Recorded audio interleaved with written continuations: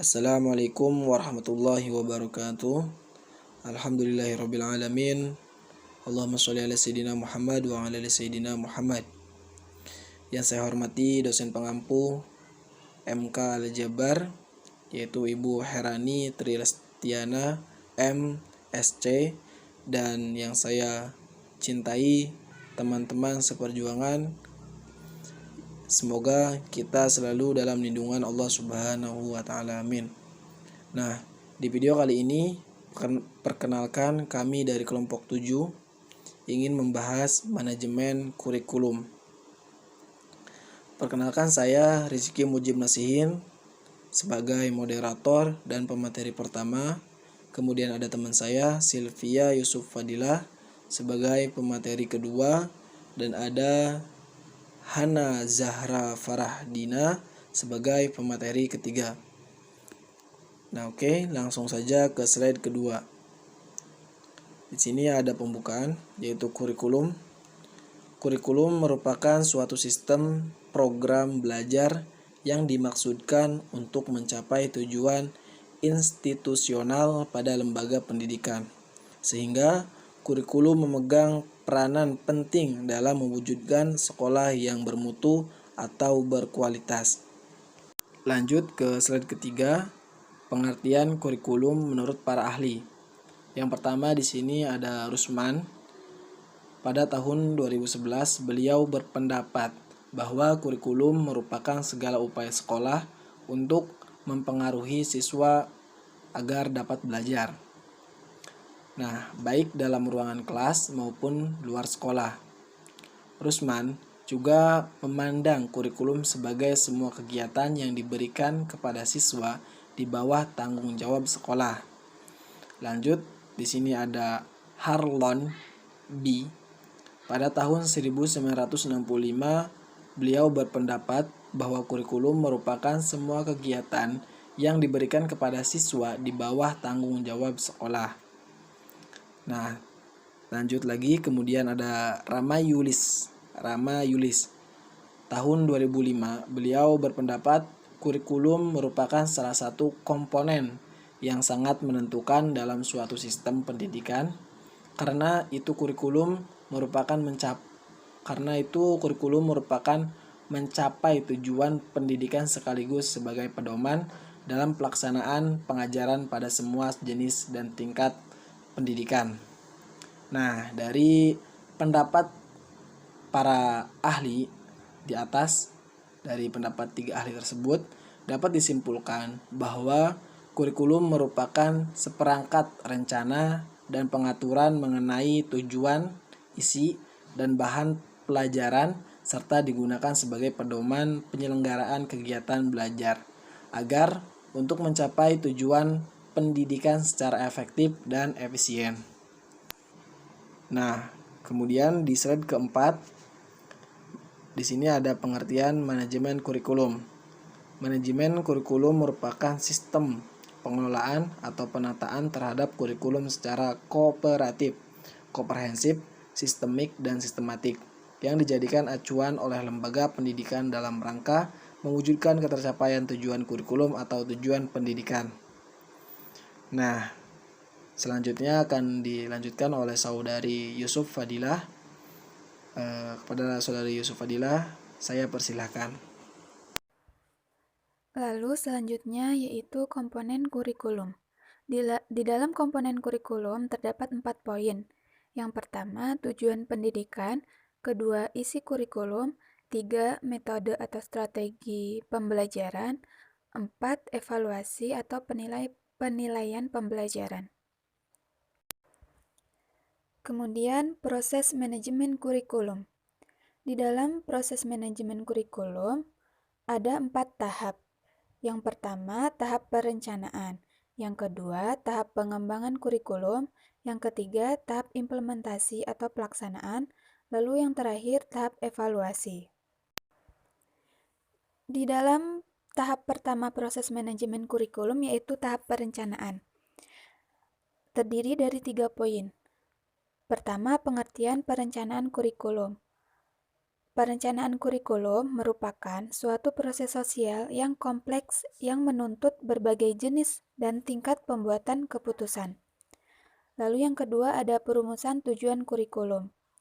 Di dalam perumusan tujuan kurikulum terdapat 3 sumber yang mendasari perumusan tujuan kurikulum, yaitu sumber empiris, sumber filosofis, dan sumber bahan pelajaran. Lalu yang ketiga ada landasan perencanaan kurikulum. Terdiri dari kekuatan sosial, perlakuan pengetahuan, pertumbuhan, dan perkembangan manusia. Kemudian tahap pengembangan kurikulum. Di dalam pengembangan isi kurikulum dibagi menjadi 2, yaitu skop, ruang lingkup, kedalaman, dan keluasan. Yang kedua ada sequence, sistemik atau urutan. Berdasarkan ruang lingkup, kedalaman, dan keluasan, terdiri dari cakupan wilayah lokal, regional, rasional, dan sifat isi, fakta, konsep, prinsip, generalisasi, lalu organisasi bahan, kemudian integrated, dan juga tidak ada batas mata pelajaran. Lalu yang kedua, sequence, yaitu sistemik atau urutan. Di sini ada kronologis, klausal, struktural, logis, psikologis, spiral. Lalu separate subjek, mata pelajaran atau esensial, dan correlatednya bidang studi, integrasi aspek tertentunya, tematik, genre lingkungan, lab skill, kontekstual, kehidupan, alam pekerjaan.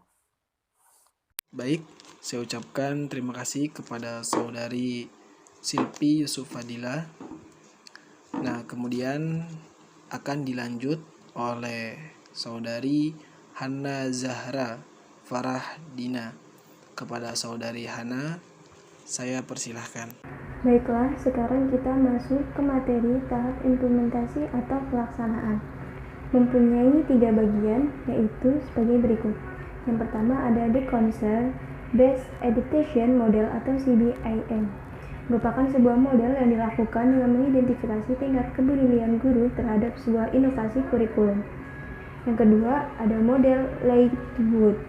Model ini memfokuskan pada guru. Asumsi model ini adalah setiap guru mempunyai kesiapan yang berbeda. Implementasi merupakan proses timbal balik. Pertumbuhan dan perkembangan dimungkinkan adanya tahap individu untuk identifikasi. Yang ketiga ada model Tori. Model ini untuk mengunggah masyarakat mengadakan perubahan. Dengan model ini diharapkan adanya minat guru memanfaatkan perubahan. Selanjutnya ada tahap evaluasi. Evaluasi kurikulum dilakukan dengan evaluasi sumatif. Evaluasi sumatif ini memfokuskan pada hasil program secara keseluruhan. Ini bisa berasal dari dalam maupun luar sekolah. Evaluasi sumatif ini terdiri atas 2 pendekatan, yaitu pendekatan sistem tertutup dan pendekatan sistem terobosan. Pendekatan sistem tertutup pada evaluasi sumatif berasal dari sekolah atau sistem sekolah, sedangkan pendekatan sistem terobosan didukung oleh kelompok orang tua atau program yang ada, bertujuan untuk mengadakan perbandingan tujuan pembelajaran, hasil, dan metodologi perbandingan. Selanjutnya, kita akan mempelajari tentang kurikulum 2013. Ada landasan kurikulum 2013, karakteristik kurikulum 2013, proses pembelajaran kurikulum 2013, dan prinsip pengembangan kurikulum 2013. Baik, selanjutnya ada landasan kurikulum 2013, yaitu landasan yuridis, merupakan ketentuan hukum yang dijadikan dasar untuk pengembangan kurikulum dan mengharuskan adanya pengembangan kurikulum baru. Selanjutnya ada landasan filosofis, adalah landasan yang mengarahkan kurikulum kepada manusia, apa yang dihasilkan dari kurikulum tersebut. Selanjutnya ada landasan teoretik, yaitu memberikan dasar-dasar teoretik pengembangan kurikulum sebagai dokumen dan proses. Yang terakhir adalah landasan empirik, yaitu memberikan arahan berdasarkan pelaksanaan kurikulum yang sedang berlaku di lapangan. Yang kedua ada karakteristik kurikulum 2013, yaitu berbasis kompetensi atau outcomes based curriculum. Dan oleh karena itu, pengembangan kurikulum diarahkan pada pencapaian kompetensi yang dirumuskan dari SKL. Kompetensi untuk kurikulum 2013 dirancang sebagai berikut. Isi atau konten kurikulum yaitu kompetensi inti. Kompetensi inti secara kategorial mengenai aspek sikap, pengetahuan, dan keterampilan. Lalu ada kompetensi dasar. Kompetensi inti dan kompetensi dasar diutamakan pada ranah sikap. Lalu kompetensi inti menjadi unsur organisatoris. Kompetensi dasar yang dikembangkan berprinsip akumulatif. Lalu ada silabus dan rencana pelaksanaan pembelajaran. Kemudian ada proses pembelajaran kurikulum 2013. Proses pembelajaran kurikulum 2013 terdiri atas pembelajaran intrakurikuler dan pembelajaran ekstrakurikuler. Pembelajaran intrakurikuler didasarkan pada prinsip proses pembelajaran yang berkenaan dengan mata pelajaran.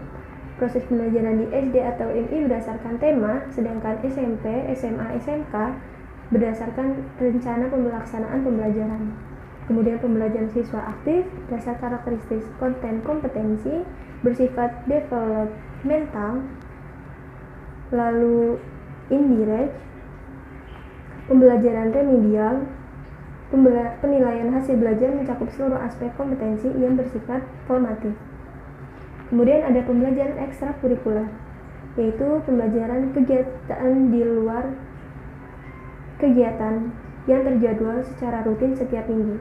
Kegiatan ekstrakurikuler terdiri atas kegiatan wajib dan pilihan.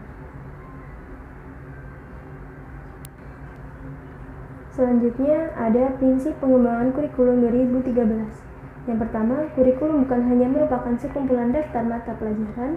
Kurikulum didasarkan pada SKL yang ditetapkan untuk satu satuan pendidikan, jenjang pendidikan, dan program pendidikan. Yang ketiga, kurikulum didasarkan pada model kurikulum berbasis kompetensi. Yang keempat, kurikulum didasarkan atas prinsip bahwa setiap sikap, keterampilan, dan pengetahuan. Yang kelima, kurikulum untuk mengembangkan perbedaan dalam kemampuan dan minat. Yang keenam, kurikulum berpusat pada potensi, perkembangan, kebutuhan, dan kepentingan peserta didik dan lingkungannya. Yang ketujuh, kurikulum harus tanggap terhadap perkembangan ilmu pengetahuan, budaya, teknologi, dan seni. Yang kedelapan, kurikulum harus relevan dengan kebutuhan kehidupan. Yang kesembilan, kurikulum harus diarahkan kepada proses pengembangan, pembudayaan, dan pemberdayaan sepanjang hayat. Yang kesepuluh, kurikulum didasarkan kepada kepentingan nasional dan kepentingan daerah. Yang kesebelas, penilaian hasil belajar ditunjukkan untuk mengetahui dan memperbaiki pencapaian kompetensi. Baik, terima kasih kepada saudari Hana dan juga Silvi sebagai pemateri, dan semoga video ini dapat dipahami dengan baik oleh kita semua. Mungkin sekian video dari kelompok 7. Kurang lebihnya saya ucapkan terima kasih kepada teman-teman yang sudah menonton, dan jangan lupa like, subscribe, dan bagikan bila menurut teman-teman video ini bermanfaat. Wassalamualaikum warahmatullahi wabarakatuh.